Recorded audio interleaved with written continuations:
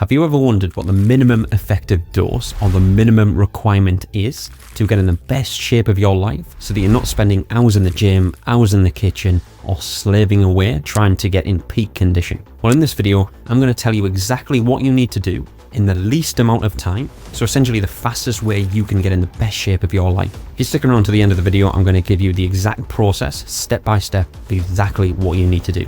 I'm Lewis. I've been a personal trainer and coach for nearly 10 years, working with over 1,000 clients, 100 of which being entrepreneurs, business owners, CEOs, and I help them transform their body, health, and performance without sacrificing their precious time. So whether you're someone who is running their own business and doesn't have much time, tired, drained, stressed, this will work for you. This has also worked for other clients who have more generic day-to-day 9-to-5 jobs as well. So if you're someone who falls in that bracket, this will also work for you. Or maybe you're someone who's just generally busy, you don't really have much time to spend in the gym, or you just don't want to spend that much time in the gym. That is absolutely fine as well. I can guarantee if you follow this process, you will almost certainly get in the best shape of your life if you stay consistent with it. The reason I wanted to make a video about this today is because I've had so many conversations with potential clients and clients over the years who've thought that they had to spend hours in the gym or spend hours researching online to actually get in the best shape of their life. And I had one specific client who was really busy. He was a business owner. He was someone who was constantly working on his business. He was sat down at a desk all day, and he was someone who didn't feel like he had the time in his schedule to dedicate to getting in really good shape and getting fitter, getting healthier, and feeling more confident within himself. So he was someone who ran a web design agency. He was in his late 20s. He was working 12 to 14 hours every single day, Monday to Saturday. Sundays he would take a little bit of time off, but he felt drained, he felt tired, and he did not know what he needed to do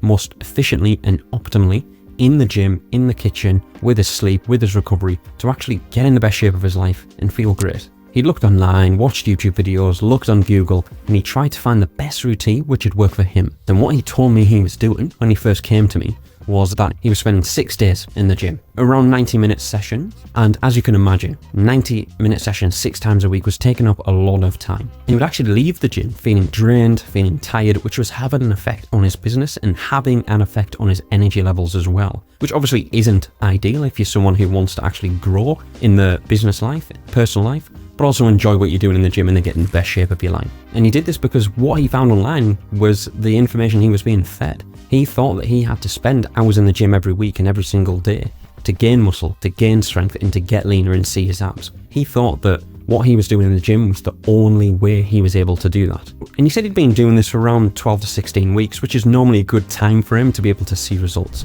But what he found is that, yes, he gained a bit of strength and lost a little bit of body fat, but he hit a massive plateau and wasn't actually getting to his goal physique. He hadn't built that much muscle, and he hadn't really dropped enough body fat compared to what he wanted to. But as I said before, the worst part was that he was feeling drained. He was feeling tired. He started to feel unmotivated and didn't even want to go to the gym anymore, which obviously is not very good for adherence and sustainability for the long term. So once I found all of this out and I gathered all this information, I said to him, right, what we need to do is dial everything back. We need to get you in a routine which is going to work for you, specifically around your body type, around your day-to-day life, with your business, with your work, around your hobbies, and around what you actually like to do. Because if everything isn't fitting around that, you are not going to adhere to the schedule, which means you aren't going to have that longevity, which means you're going to constantly go around in circles, and we're going to find ourselves back in this same position 3 to 4 months down the line. And I said to him, we do not want that. So I said, right, let's pull it right back. We're going to put you on 3 sessions per week. And instead of going 6 days per week, doing chest Mondays, back Tuesdays, legs Wednesdays, and so on and so forth, we're going to do 3 30-minute sessions per week. And they're going to be full body sessions. And when I say full body, I don't mean doing 6 exercises per body part, otherwise you would be spending hours in the gym. I said to him, we're going to do 30 minutes of high intensity supersets. So that means we're effectively getting the most bang for our buck in regards to the session. And when he first heard this, he thought, there's no way I'm going to be able to see results from this. And he actually said these words to me. He said, is that really going to work? And I said to him, trust me, let's just see how you go for the first 6 to 8 weeks. And then if you feel like you want to, and you are able to, and your body's able to recover, then yes, we'll implement a 4th session just to add some more volume and up the intensity a little bit in those sessions as well. So that means you can potentially gain some more muscle, but only if this is going to work for you and we are able to sustain it. So in those sessions, as I said, were full body sessions. So for example, one session might be more chest focused. So it might be a bench press to start off with. And then we do a back exercise, maybe like a cable row. Then we do a shoulder exercise, maybe like a lateral raises. And then we might do an arm exercise, like a tricep push down. And then we also might throw in a leg exercise, maybe like split squats. I know split squats are very difficult, but you're going to get the most bang for your buck. So you're looking at somewhere around 5 to 7 exercises per muscle group per session. And as I said before, with a lot of these, we'd do some push-pull supersets. So for example, you might start off with dumbbell press, but then on the shoulder and the back exercise, we might superset the lateral raises with cable rows, purely for time efficiency. Now, don't get me wrong, if you're someone who can spend 1 hour in the gym, then maybe don't superset them, because you'll get a little bit more benefit from just doing single sets without supersetting, because you'll be able to recover for longer in between sets. But if you're someone, maybe like my client who I'm demonstrating here, who doesn't really want to be spending hours in the gym and wants to just get it done, but still make progress, I'd highly recommend supersetting, but making sure the intensity is still high. So that was an example of one session. And then in the second and third sessions of each week, it'd still be full body, but we do slightly different exercises, but making sure we're still hitting all muscle groups. As you can see, we're hitting all muscle groups 3 times per week, and we're hitting it with intensity, which means we're taking reps close to failure. So he was actually increasing his weight, sets or reps each week, leading to progressive overload, which means he should theoretically be building muscle. And we actually switched his workout timing as well. So what he was doing before was that he was training at the end of the day at around 7-8 o'clock at night, getting into the gym when he was at the end of his working day, so he felt drained, he felt tired, and he didn't really have much motivation or energy when he was in there. So what I said to him is what I do with myself. I try and get my training done before work.